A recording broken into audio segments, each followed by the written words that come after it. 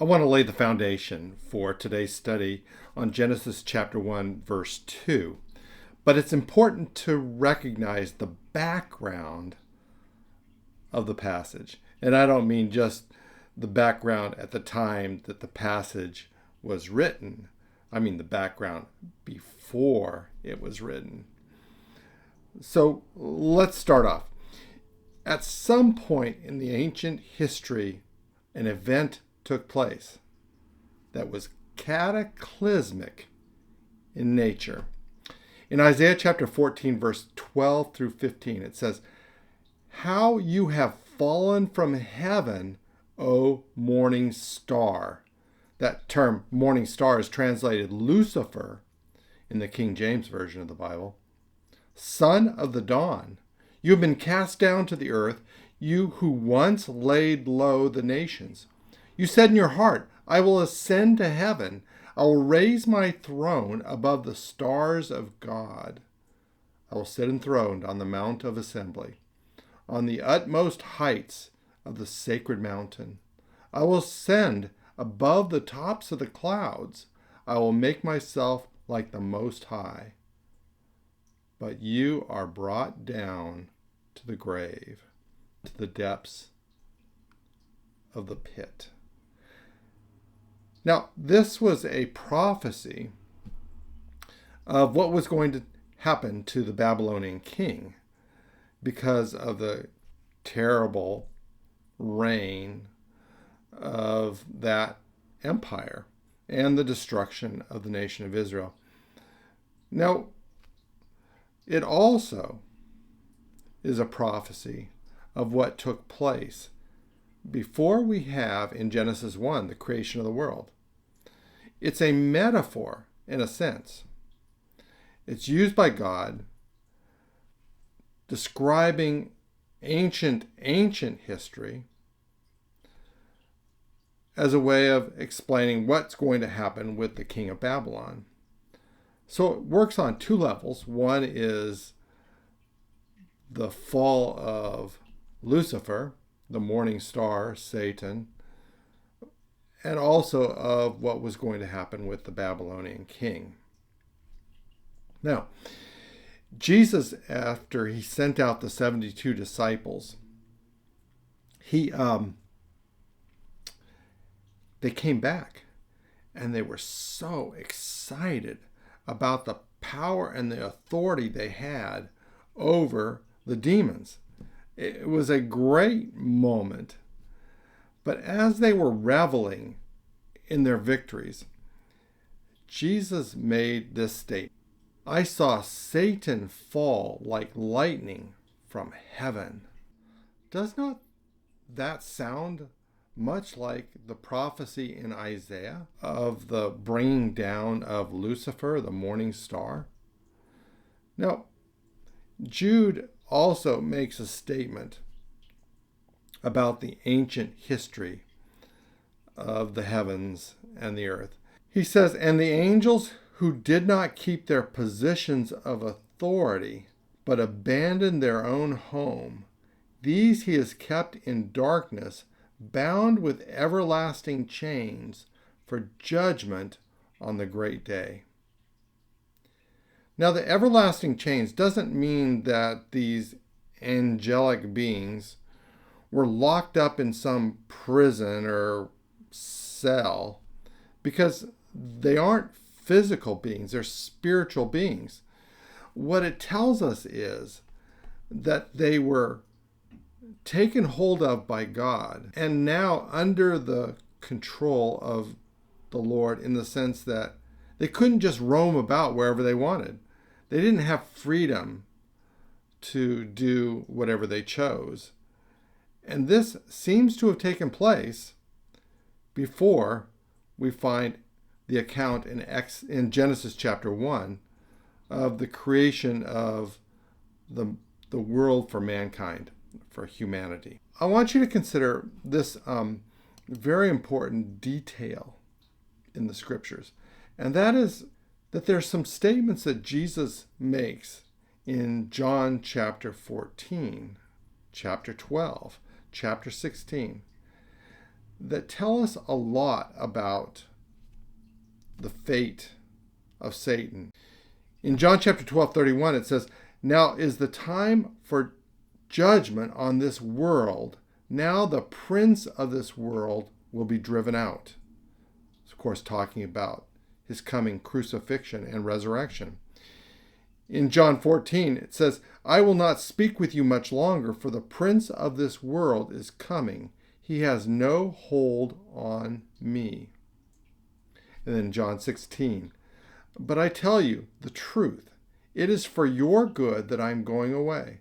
Unless I go away, the counselor will not come to you. But if I go, I will send him to you.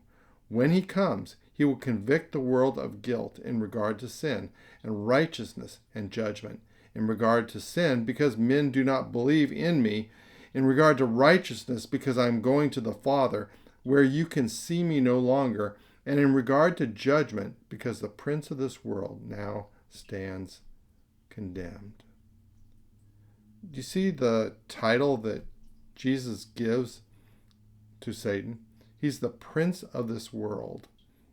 In other words, Satan's realm, his place of work and authority and position of power, is in the world, the cosmos. It's here that Satan is doing his work.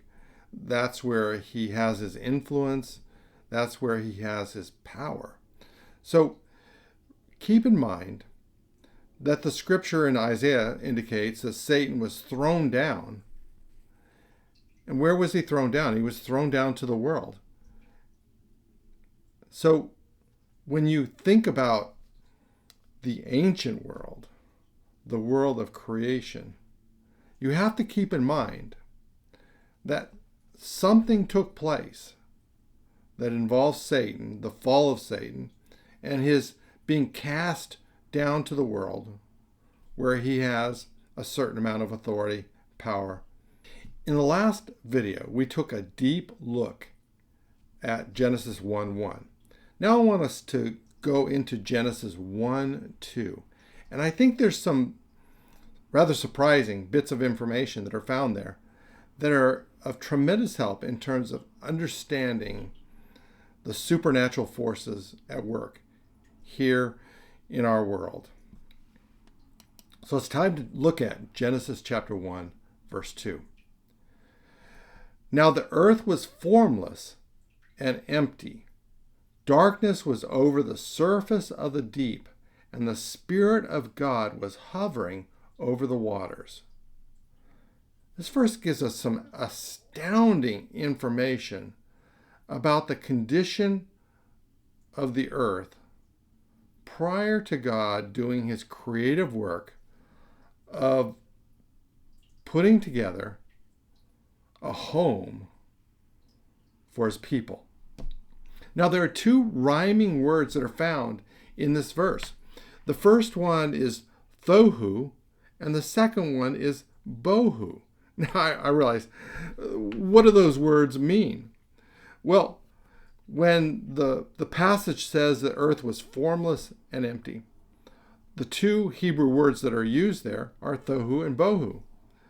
What is fascinating about the choice of these words is that they speak of the judgment of God. That's how they're used in Scripture.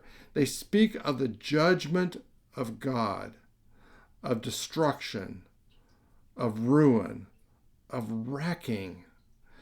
Now, both words, thohu and bohu, are found in this little passage in Isaiah chapter 34. It says, "God will stretch out over Edom the measuring line of chaos and the plumb line of desolation."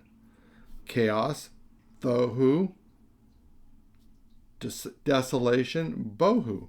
So those two words are used again, but this time they're used in a prophecy of what is going to happen to the nation of Edom. It's going to be destroyed through the judgment of God. Thohu and bohu are going to take place in Edom. It's going to be wrecked.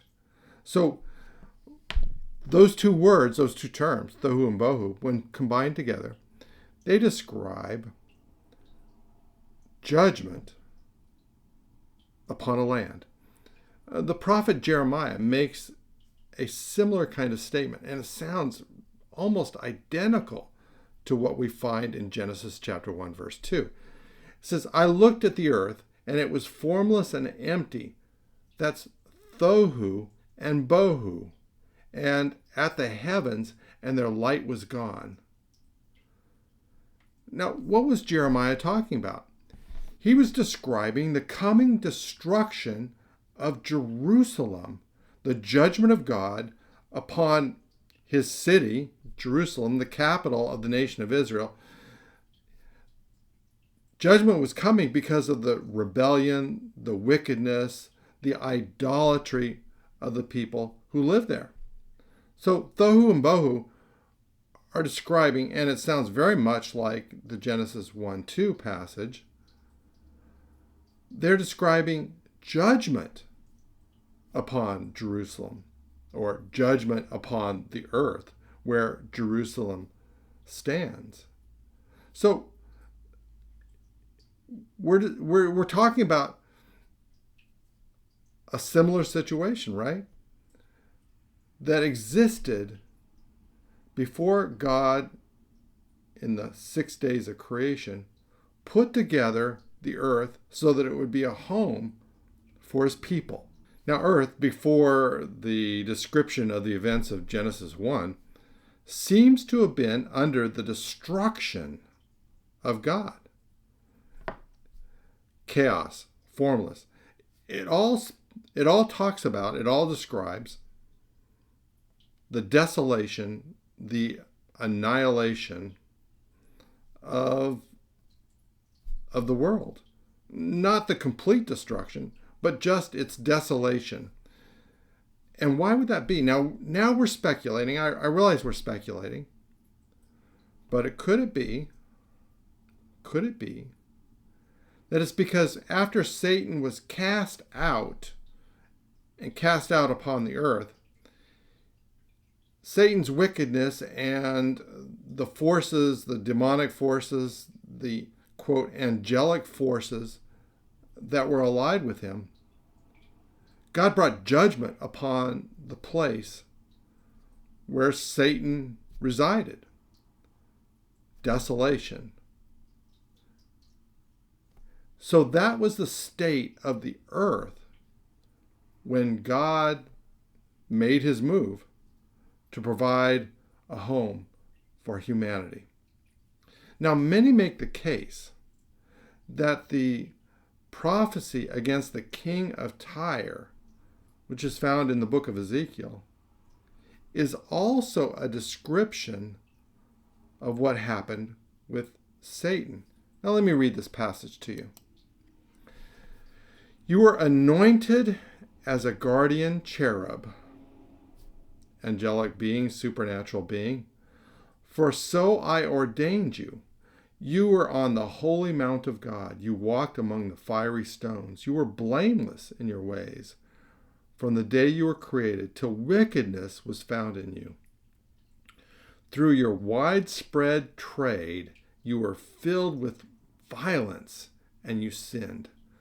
So I drove you in disgrace from the mount of God, and I expelled you, O guardian cherub, from among the fiery stones. Your heart became proud on account of your beauty, and you corrupted your wisdom because of your splendor. I made a spectacle of you before kings. Now, if this is actually about Satan, then it would explain rather perfectly why the earth was in a state of destruction and desolation when God began his work of creation. Because earth was the abode of Satan, of the guardian cherub. And in his rebellion, God brought judgment upon Satan and upon those who followed with Satan. Now, this verse continues, verse 2, chapter 1. It continues, and it has an amazing statement that is so incredibly wonderful in my mind that I think we need to focus on it just a little bit. It says, "And darkness was upon the face of the deep, and the Spirit of God was hovering upon the face of the waters." So this was a time of darkness. And I asked the question, was that because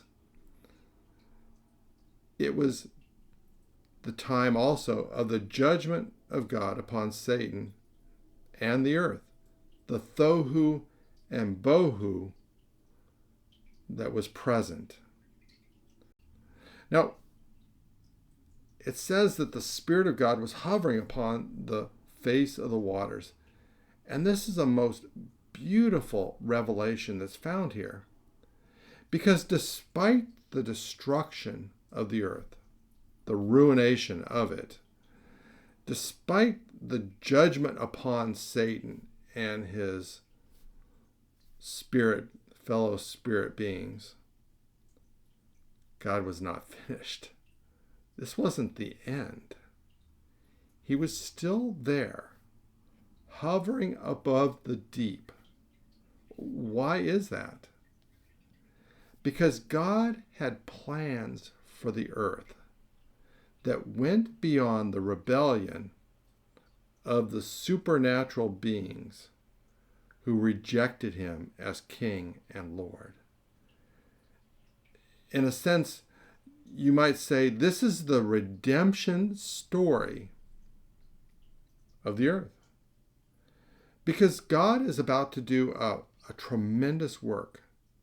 He's starting over, creating a physical realm, a habitation for a new creation, for the people who would be his, who would love him, who would have an eternal relationship with him. You see, God was starting over, in a sense, with a new people. The end of verse 2 is a message of great hope for you and me. Despite the wreckage of the earth, despite the rebellion of Satan and his allies, God wasn't defeated. His plans weren't overthrown. The goodness of what he was doing was not finished. Instead, despite the fact that Satan would rebel against God, and even the people that he was about to create were going to rebel against his authority, God had a plan of salvation, and in the physical realm of that creation, he was going to do a mighty work that would establish forever